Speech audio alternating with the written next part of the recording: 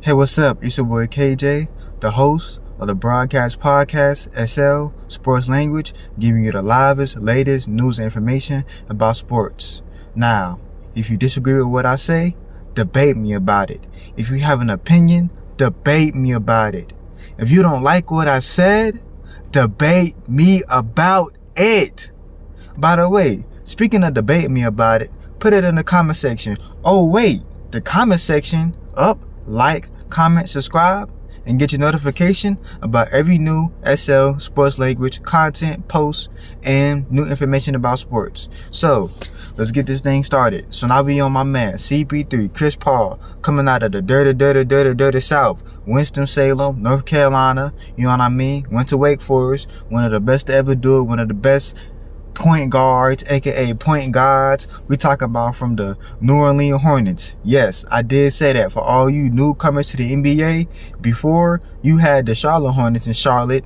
Then the Charlotte Hornets became the Bobcats. Then when the New Orleans, before the New Orleans Pelicans was the Pelicans, they were the Hornets. They adopted that name first. And then that's the first team that CP3, Chris Paul, aka the point guard, was drafted by the New Orleans Hornets before they had transitioned to the New Orleans Pelicans. But that's just a little fun fact, little info. So, you know, my main man Chris Paul started there, again drafted around 05, the number one pick, I believe, if not the number one pick. Of course, like the top five lottery pick, top five lottery pick. Not the number one pick, excuse me about that, but he still came out as a lottery, one of the best to ever do it. Had a high point scoring game in high school, you know, after his grandfather passed, rest in peace. Graduated from an HBCU. Hey man, Chris Paul, man, representing the city, representing for kinfolk, you know what I mean, kinfolk. But CP3, he signed back with the Clippers on a $3.6 million contract for 1 year. So I believe this is going to be his victory lap, aka Nipsey Hussle victory lap to his last year. But then again, I ain't going to call this really no victory lap. This is his tap out season. I call it a tap out. He tired, coach. He tired. You see me tapping on my door. He tired, y'all. He need to tap out. Coach, I'm tired. Coach, I'm tired. I'm tired. Coach, I'm tired. He just tired, y'all. So, Chris Paul, I'm going to call this his tap-out season. That sound like a good ring to it. And that's no disrespect to my man CP3, one of the best to ever do it. And we know when he played for the Clippers, coming from the 2011 all the way to 2017, I mean, Chris Paul, he was that guy. You know what I mean? One of the leading men for Lob City. And that Clippers team, let me just say this first, before we get into straight facts, even though I just told you facts about his contract, how long it's going to be, and that this will be officially his last year. I believe this will be officially his last year, his 21st season, 40 years old. He not finna go beyond 40. Let's get that out the way with all them injuries that he had. But I just want to put respect on his name and that team. Do your research. Lob City. Now, for all you old heads, for all you 90s, 80s, listen, we understand the original Lob City was with the Supersonics, the Rain Man, you know what I mean, Sean Kemp, GP. But this Lob City, in my opinion, was way better. I understand you old school dudes don't be coming in my comment section saying KJ, Young Buck, man, the Lob City was Seattle Supersonics. Listen, I got basketball knowledge. I understand y'all dudes. I get it. But my Lob City, growing up as a kid, watching them back in 2013, 2014, 2015, 2016, 2017, my Lob City was the Clippers, man. Especially that year, that 2013, 2014 season, that's when they arrived. I don't care what you say. We can go back and forth until the end of time. You know what I mean? But you got to pay me first. Nah, let me stop. But we can go back and forth to the end of time because, you know, this is what it's all about. The only language we talk on here is debate. So if you want to debate me about this, do what you will, do what you can, because boys do what they can, men do what they want, and I'm a young man. So that team, listen, Chris Paul, Blake Griffin, DeAndre Jordan made a name for himself coming out of Texas A&M, a late round draft pick. We got my man JJ Redick. You got to think about the bench. JJ Redick, Jamal Crawford coming off the bench. You know what I mean? I believe when he was on the Clippers, he was the sixth man of the year. Like, come on, man. Jamal Crawford.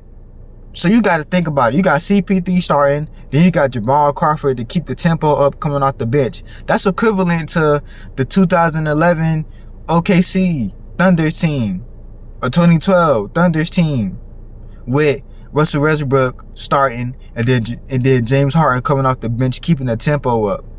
And what I mean by keeping up the tempo, I'm talking about, okay, Chris Paul can give you 20 to 30 minutes. He gets off the bench.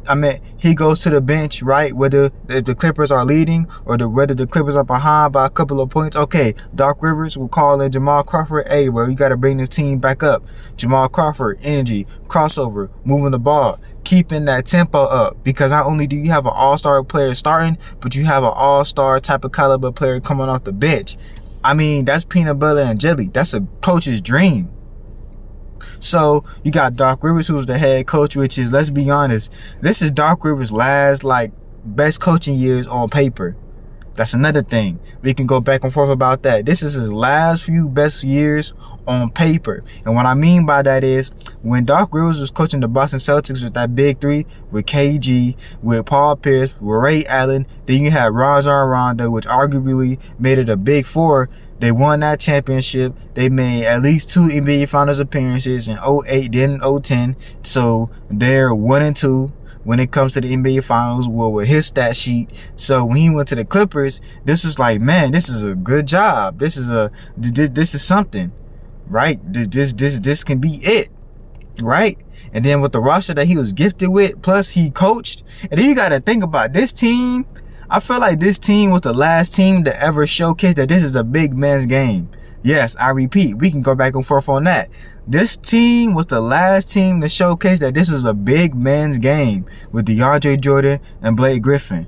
But that's just a little background on the past years that CP3 was the LA Clippers. Sadly, they couldn't get over the hump, and it is what it is. It hurts my feelings. It hurts my heart that they never got over the hump, because I'm like, dang, dude, this is a great team. Lob City, y'all got 2 big dudes in the front court. It just couldn't happen. They lost against the Portland Trail Blazers in the playoffs. Injuries. I mean, I can't explain why they couldn't get over the hump. Couldn't explain why. Especially when CP3 put up that hope and a prayer, in my opinion, putting up the shot against the Spurs to take them out the playoffs after they just won the championship. Off the glass, one-hand layup, he called a game. Chris Paul called a game. Do your research, man. Do your research on my man CP3. So right now, in the present time, and we speaking on facts, so we got my man CP3, right, his last year, 21st season. This is going to be his last tap out. I call it a tap out. Let me do it again. He tapping out, coach. He tied. And what I mean by that is, Chris Paul coming off the bench.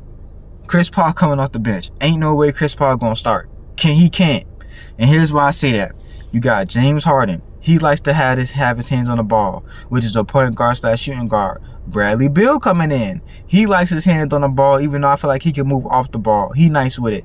Then you got my man Kawhi Leonard. He a defensive player. Now we know Kawhi Leonard ain't coming off the bench. So Kawhi not gonna come off the bench. If James Harden, who still feels like the man, even though he's a choke artist, which we can talk about that later, not gonna come off the bench, then Bradley Beal coming in, he getting paid way too much money to come off the bench. And we only giving you $3.6 million, bro. Chris Paul gonna come off the bench. And plus, it seemed like Chris Paul out of it anyway. That's why I call this his tap out season.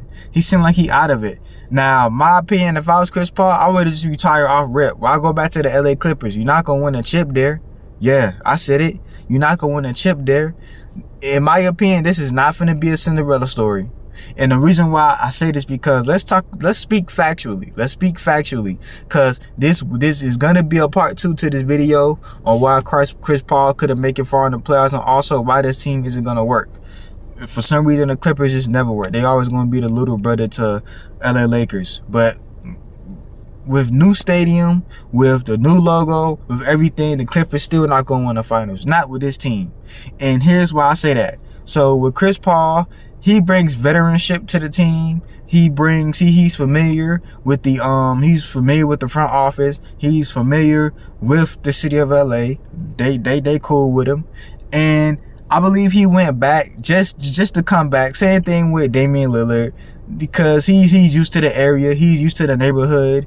He's used to, You know what I mean? He knows his surrounding areas. That's the only reason that he would come back.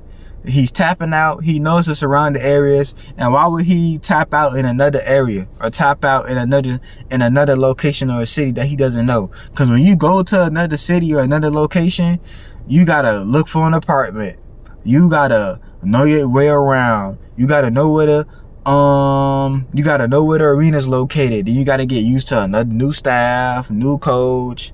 Even though he's gonna have to do that anyway when it comes to the LA Clippers with this new roster. But the thing is, the convenience for him, he already knows the city of LA. He's already been around the spots, Hollywood, North, South LA, all that. And plus, he knows the organization.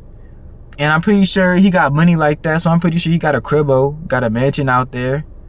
You know what I mean? So Chris Paul, this is just a convenience thing. He tapping out. Why not do it in a place that he's cool with, that people been rocking with him? And truth be told, when it comes to the LA Clippers fan base, like, even though I feel like they fan base be flip-flopping, yes, I said it, Clippers fan base probably be flip-flopping, because Clippers, do they really even got a fan base?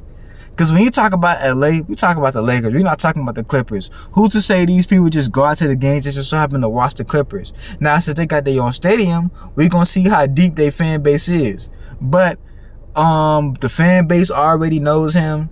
You know what I mean? They cool. They kick it with him. They chill. They love CP3. I mean, even when he left, you had people begging him to come back. So that's one of the main reasons why he would come back for his last season, tap out season, last run, if you even want to call it that. And I feel like just to collect more money. He probably, I don't know, maybe in the back of his mind, maybe this would be a Cinderella story on some March Madness type-ish. Let me repeat that again, on some March Madness type-ish. He probably just coming back just to do that, to see how far they can go. But it's not going to work. It is. He knows it. That's why this is his last season. That's why this is a hope and a prayer. That's why this is a one shot in the bucket. All his chips in one basket. Even though he always going to make that State Farm money. He always going to make that commercial money. He with Jumpman, them boys up there something money. So, with Jordan. So, Chris Paul straight regardless, but with Bradley Beal coming back, coming to this team, which I feel like Bradley Beal soon gonna be hitting his last leg. Now he's a journeyman now, which dang, Bradley Beal's a journeyman. Wow. That's crazy, folks. I remember when Bradley Beal was on DC with John Wall, which for me, that was my favorite backcourt of all time. But Bradley Beal, I seen it in the news. Shout out to Bradley Beal. What he did was wholesome, and if you don't know, now you know. Look it up. Bradley Beal is not gonna wear number 3. Yes, y'all, you heard it first on KJSL Sports Language. If you don't know, now you know. Bradley Beal is not gonna wear a number 3. He's giving that to Chris Paul, and hey, he's giving it to Chris Paul, and I respect that, and that's wholesome because this is Chris Paul's, like, when it comes to the Clippers, that's his team in terms of legacy. Not now, but that's his team in terms of legacy. Back then, you could say it was his team or Blake Griffin's team because Blake Griffin got drafted there. You can make a debate and then a whole, like, gathering of the Lob City era. But Chris Paul, since he's coming back, yeah, in terms of a legacy, that's his team. New Orleans Hornets, yeah, but that's the Hornets. It's not the Pelicans. So the fan base, it might not look at Chris Paul the same. Yes and no, depending on the era. If you was a Hornets fan when it was the New Orleans Hornets, then yeah, you rock with CP3. But if it was a Pelicans fan base, you do, but you won't understand the era. Like how I watched him growing up in that era. But with the Clippers, they're gonna rock with CP3 no matter what. LA and Chris Paul is tied in. You know what I mean?